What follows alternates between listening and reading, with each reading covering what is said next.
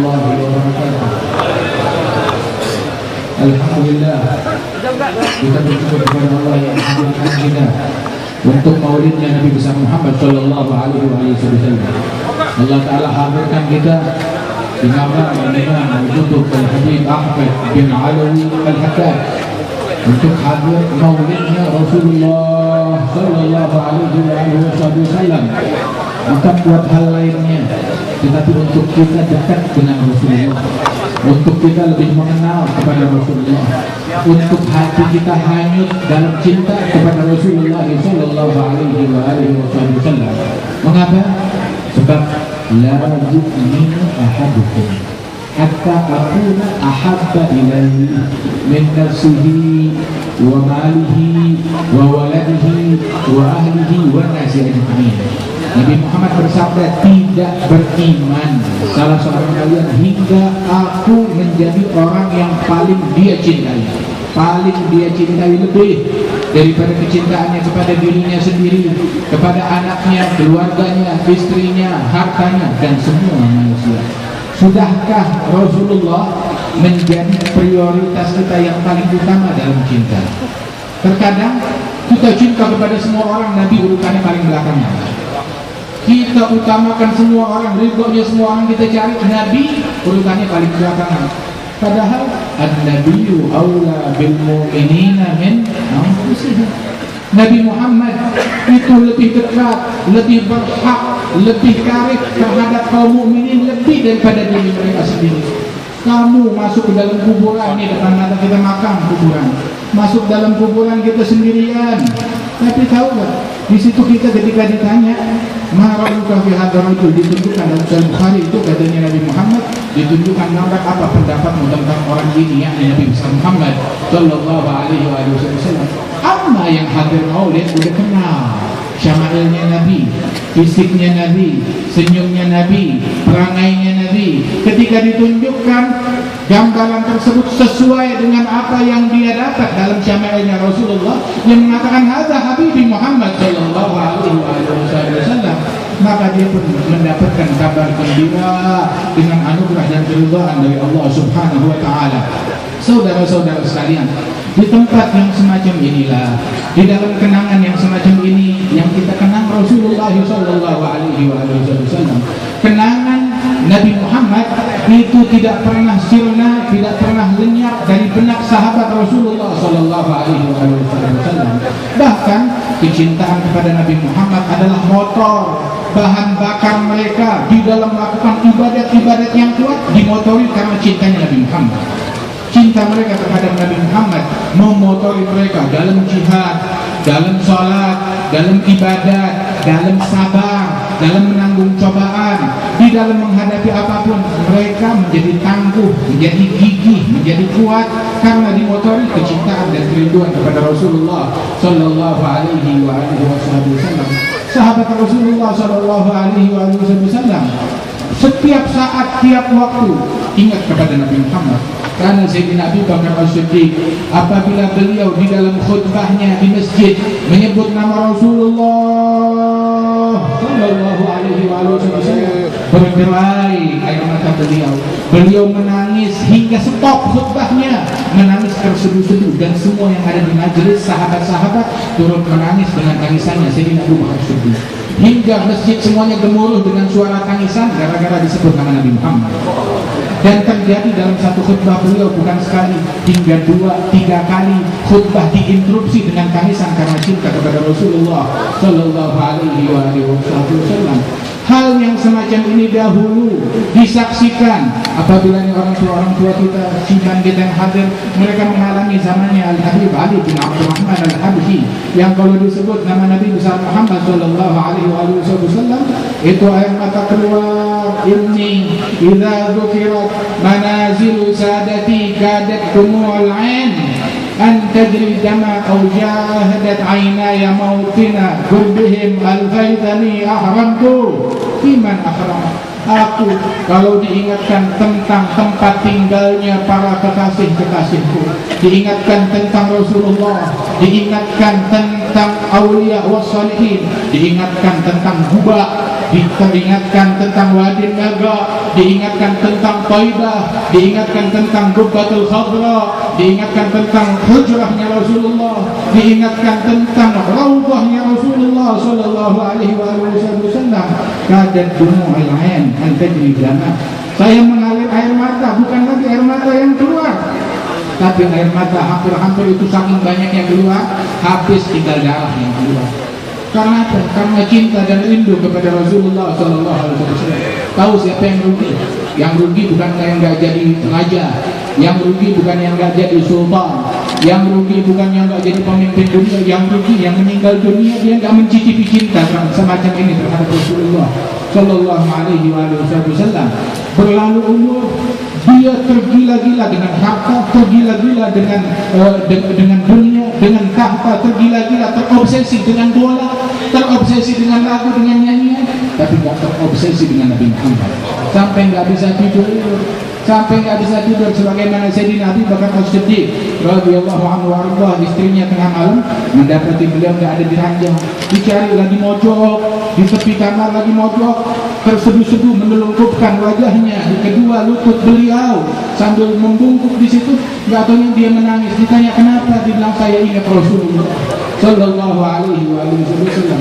Kapan kita menghiasi malam kita dengan tangisan rindu kepada Nabi Muhammad sallallahu alaihi wasallam? Kita banyak tangisan di muka bumi. Ada tangisan gara-gara kehilangan duit, ada tangisan gara-gara kehilangan mobil, ada tangisan gara-gara kehilangan keluarga, ada tangisan gara-gara kehilangan harta, kehilangan tahta, kehilangan dunia.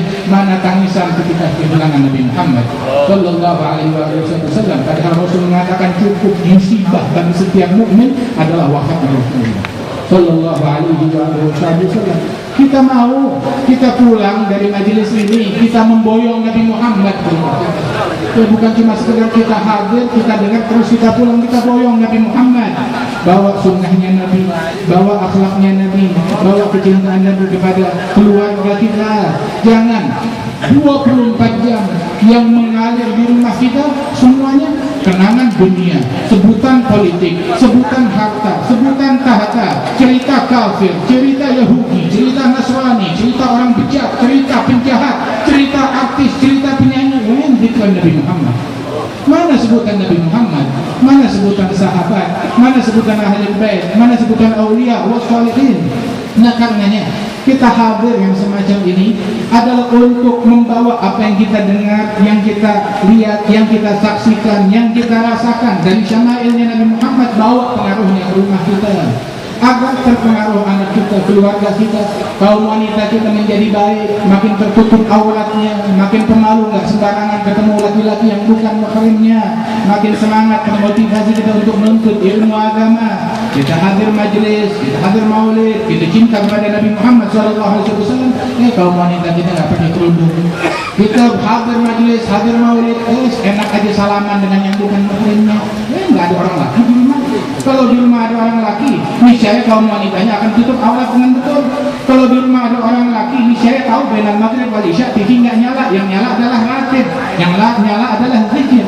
Bahkan para ulama a'immat ahlul bait seperti Sayyidina Ali Zainal Abidin, Muhammad al-Baqir, Ja'far as-Shadiq, mereka menasihati anak-anak mereka.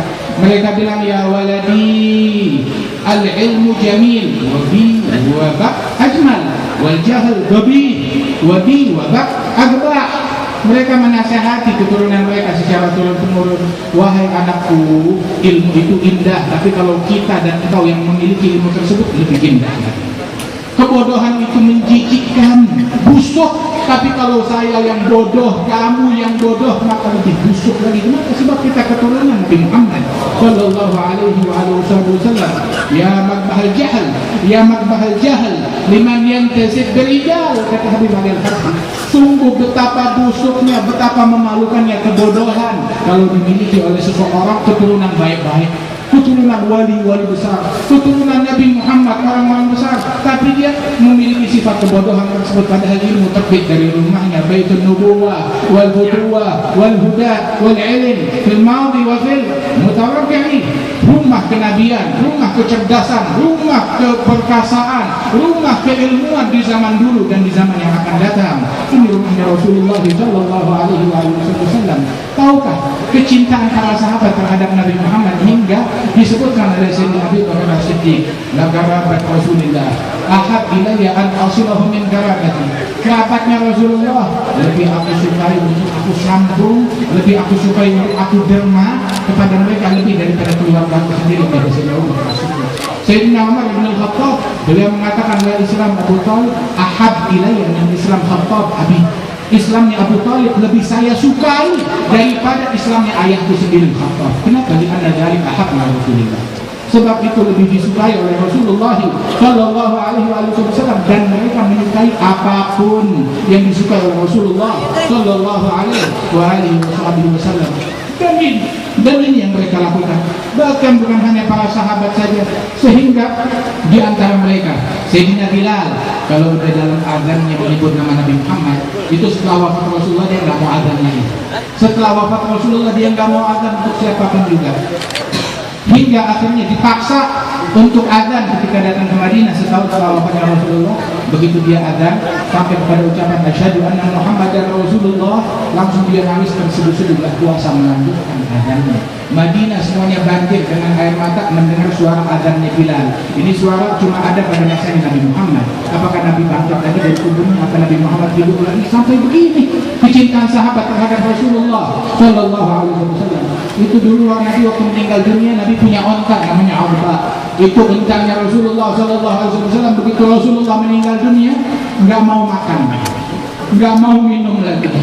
Dia menangis terseduh-seduh, itu ontak gak berhenti mengeluarkan air mata sampai matanya buta. Kemudian sahabat Rasulullah merasa iba, tiap kali melihat onta tersebut ingat Rasulullah. Unta itu cinta mati kepada Nabi Muhammad. Itu unta menangis sampai matanya buta, hingga sahabat meletakkan kain hitam menutup mata unta tersebut. Dikasih makan, unta itu nggak mau makan, kasih minum nggak mau minum, sampai dia mati dengan sendirinya karena rindu kepada Rasulullah Shallallahu Alaihi Wasallam. Kita dalam jalan cinta kepada Nabi Muhammad, pengorbanan apa yang kita lakukan? Penting aku cinta sama Nabi Muhammad, nyuruh bini pakai kerudung kagak becus. Ngaku cinta kepada Nabi Muhammad, nyuruh anak pakai pakaian yang benar nggak becus, laki atau perempuan. Rasul Shallallahu Alaihi Wasallam, beliau diwahyukan oleh Allah Subhanahu Wa Taala, rijal qawwamuna 'ala nisa, kaum laki-laki mereka yang mendirikan aturannya Allah terhadap kaum wanita. Kalau mereka kaum laki-laki nggak bisa menjalankan aturan Allah terhadap kaum wanita, nggak bisa nyuruh bininya pakai kerudung yang betul, nggak bisa memerintahkan mereka untuk jaga auratnya yang benar, bukan laki-laki menurut Al-Quran. Bukan laki-laki. Oleh Habib Ali bin Abdullah bin Syihabuddin, beliau mengatakan law kana tudira bidzakar lakana al-hamil adzkar minna. Kalau kejantanan dari kemaluan, keledai lebih jantan daripada engkau. Akan tetapi kejantanan bukan dari situ. Kejantanan adalah di dalam mendirikan ajaran Allah, ajaran Rasulullah Shallallahu Alaihi Wasallam.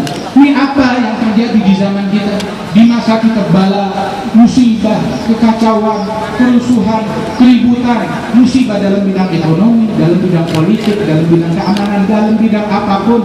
Perubahan ini, keterpurukan ini gara-gara keterpurukan moral kita, keterpurukan akhlak kita, keterpurukan istiqamah kita di dalam memegang teguh ajaran Rasulullah Shallallahu Alaihi Wasallam. Kalau kamu balik kepada ajaran Nabi, ini semua akan kembali menjadi baik.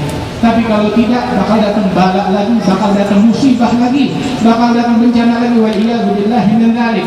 Tetapi kalau kita kembali, niscaya Allah Subhanahu Wa Taala akan berikan pertolongan kepada kita sekalian.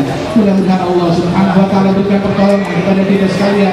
Ini pertolongan dari majelis yang semacam begini, dari keadaan yang semacam begini. Di majelis ini mari kita angkat tangan kita mengemis kepada Allah Subhanahu Wa Taala, kita mengemis taubat kepada Allah Taala. Memang kita adalah orang yang kurang ajar kepada Allah, kita orang yang banyak salah kepada Allah.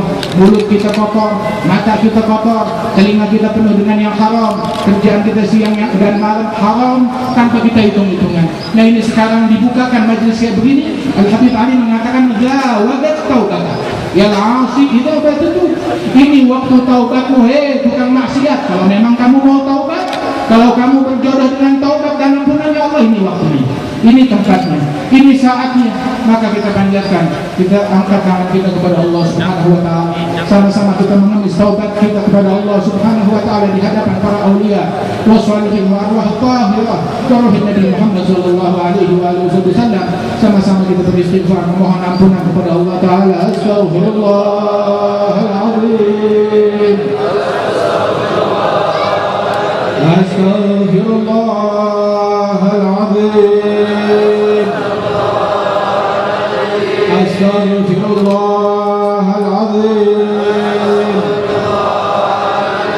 Tubna ilallah. Tubna ilallah. Tubna ilallah. Allahumma tub alaina taubatan nasuha wa zakina biha qalban wa jisman wa ruha ij'al jam'ana hadha jam'an marhuma tafarraqna min ba'di tafarruqan ma'suma wa la taj'al fina wa la minna wa la ma'ana jami'an wa la mahruma adkhilna fi syafa'ati nabiyyina Muhammadin sallallahu alaihi wa alihi wasallam warzuqna al-istima' bihi radatan wa manama wa farrih rusul qalbi nabiyyina Muhammadin sallallahu alaihi wasallam bi majma'ina hadha bi majlisina hadha aj'alna rabbil lahu bi rahmatika ya arhamar rahimin wa sallallahu ala sayyidina Muhammad wa ala alihi wasallam. Alhamdulillah rabbil alamin wa assalamu alaikum warahmatullahi wabarakatuh.